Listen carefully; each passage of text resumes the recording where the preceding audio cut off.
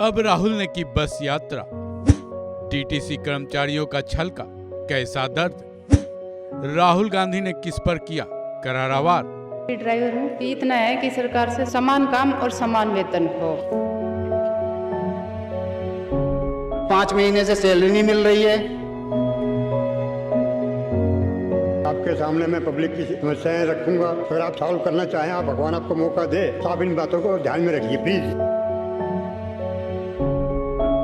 केंद्र सरकार और दिल्ली सरकार की लड़ाई का खामियाजा किसी विभाग के कर्मचारियों को भुगतना पड़े तो यह कितनी शर्मनाक बात है, क्योंकि कोई भी इंसान रोजगार करता है अपने परिवार का पेट पालने के लिए, लेकिन काम के बाद कम सैलरी मिले, सुविधाएं ना मिले और तो और कई महीनों तक सैलरी रोक दी जाए तो आप समझ ही सकते हैं हालात क्या होंगे।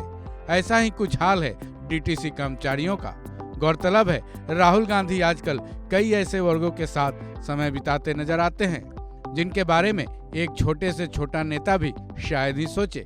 इसी कड़ी में इस बार राहुल गांधी ने डीटीसी बस में न केवल यात्रा की बल्कि डीटीसी कर्मचारियों से बातचीत भी की।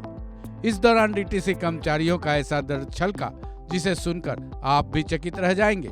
राहुल गांधी ने अपनी डीटीसी यात्रा और कर्मचारियों के साथ की गई बातचीत का पूरा वीडियो अपने ट्विटर अकाउंट पर शेयर किया है, जिसे हम आपको दिखा रहे हैं। भैया मेरी माँ से मिलो। Mummy, he was driving me in the Uber already. So now he's taking me to the bus stand with some other road. चलिए।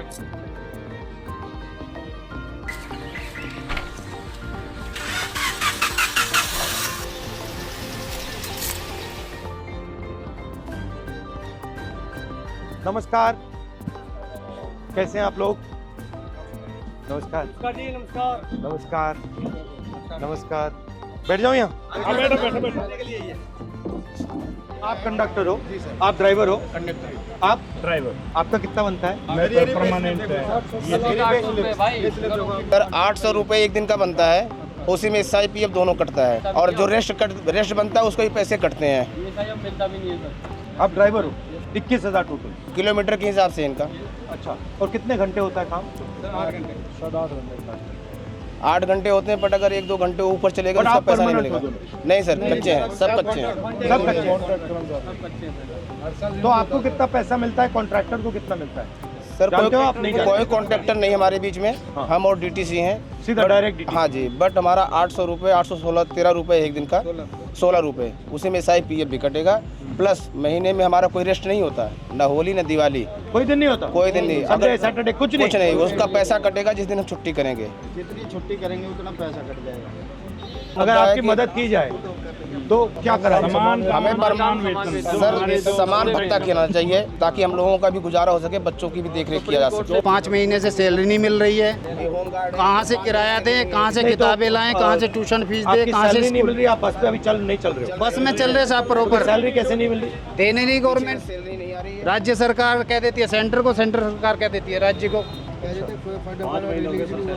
फंड रिलीज नहीं हुआ, ये नहीं हुआ, वो नहीं हुआ, और आगे से 2 महीने का और कह दिया 2 महीने तक और नहीं मिले। जहाँ हाथ पैर मारने मार लो, जिस नेता के पास जाना चले जाओ, जो करना कर लो। अक्टूबर से पहले सैलरी नहीं मिलेगी, ये कह रहे हैं अधिकारी। हमारे बच्चों के साथ ये हो रहा, अब नई भर्ती कर रहे, उनका भी भविष्य खराब करेंगे ये। मैं कंडक्टर डीटीसी कर्मचारी हूँ। हम एक कॉन्ट्रैक्ट बेस पे हैं और हर साल कॉन्ट्रैक्ट रिन्यू होता है, वो भी ड्यूटी कम होती है तो उसे रिन्यू नहीं होने देंगे। फिर आप जाइए घर बैठिए, फिर बड़े मुश्किल से हमारे मतलब परमानेंट नहीं बनाना चाहते? हाँ जी सर, हमें पक्का किया जाए, हमारी ये मांग है हमारी, या नहीं तो समान वेतन समान काम होना चाहिए हमारा। हम आपसे मांग यही कर रहे हैं बस सरकार से। जब तक शीला दीक्षित हमारी बहन जी थी, जब तक उन्होंने पक्का किया, उनके बाद हमारी कोई अभी तक सुनवाई नहीं, उन्होंने पक्का किया। लेकिन हमारा सवाल ये है सर कि नागरिकता हमारी पक्की तो नौकरी कच्ची क्यों? क्योंकि आज निजीकरण हो रहा है, सबसे ज्यादा निजीकरण कर रहे हैं लोग, और इस निजीकरण से हमारे बच्चों का क्या भविष्य रहेगा?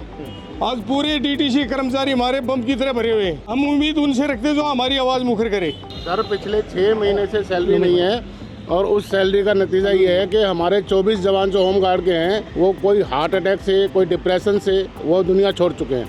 और हमारी समस्या ये है सर कि हमें हर 6 महीने के लिए हमारे को एक्सटेंड किया जाता है। ऑलरेडी हम ट्रेंड हैं, ट्रेनिंग के बावजूद हम भर्ती हुए थे होमगार्ड के अंदर, और उसके बावजूद अभी 10,285 आदमियों की भर्ती निकाली है और हमें जनवरी तक का टाइम दिया गया कि अब इस उम्र में, जिसमें हमारी एज सबकी 50+ हो चुकी है, अब इस एज में हमें कोई ना तो सिक्योरिटी में नौकरी देगा, ना ही कोई और नौकरी हमें मिल पाएगी। मैं भी ड्राइवर हूँ, बस इतना है कि सरकार से समान काम और समान वेतन हो। मैंने बताओ, इनकी उम्र इतनी ज़्यादा हो गई, अब ये क्या करेंगे? दूसरी नौकरी देखने के लायक भी नहीं छोड़ा इनको। बस यही है कि समान काम और समान वेतन हो। ये प्राइवेटाइजेशन जो हो रहा है, इसका फायदा किसको मिल रहा है? इसका फायदा उद्योगपतियों को मिल रहा है, टॉप वालों को, उद्योगपतियों को मिल रहा है।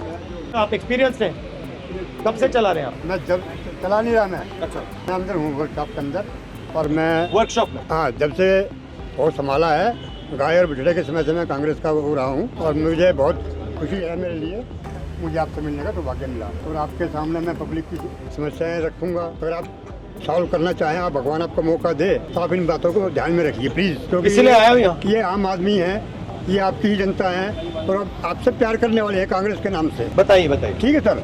रही बात रोजगार की, आज मोदी जी ने इतना बुरा हाल कर दिया देश का, हमें एक तरह से गुलामी महसूस होती है। पढ़े लिखे का अंतर खत्म कर दिया इन्होंने, पर अनपढ़ मजदूर 18 से 20 हज़ार लेता है, पढ़ा लिखा 25,000 लेता है। हम एक आम आदमी हैं जो पूरी ज़िंदगी नौकरी करने के बाद अपने बच्चों को एक अच्छी शिक्षा दिलवाते हैं कि बच्चा कहीं सेटल हो जाएगा, लेकिन अंत में उसको भी 30,000 35,000 ही मिल पाते हैं। ये हमारे आम लोगों की समस्याएं हैं सर। सर, बोलना तो हर कोई चाहता है, आजकल जो बोलता है सीधा उसका काम, गवर्नमेंट का काम है जेल में। डर फैला हुआ है। पब्लिक के दिलों में डर फैला हुआ है। आप लोग पैसा बचा पाते हो या बिल्कुल बिल्कुल नहीं सर, बिल्कुल नहीं। और अगर आप कहीं बस पे जाओ तो आपको पैसा देना पड़ता है या आपके पास पास होता है? आपके पास पास ऐसा कुछ नहीं है जो आप बस में फ्री जाओ। तो धन्यवाद आपका। नमस्कार ब्रदर, कैसे हो? तो अपने बारे में बताओ, बच्चे कैसे हैं, क्या हो रहा है, फैमिली कैसी है, काम कैसा होता है? मेरी ड्यूटी 12:50 से स्टार्ट होती है। मैं यमुना पार से आता हूँ, पर हालांकि डिपो तो बहुत दूर पड़ता है। कैसे आते हो? मैं बस से ही ट्रेवल करता हूँ सर। जो हमारा कांटेक्ट है ना सर, उसमें दिक्कत, कांटेक्ट लेबर है एक तरीके से। अच्छा, हाँ जी, कॉन्ट्रैक्ट लेबर हो, कभी भी निकाल दिया जाता है? हाँ जी, 1 ईयर का कॉन्ट्रैक्ट होता है हमारा।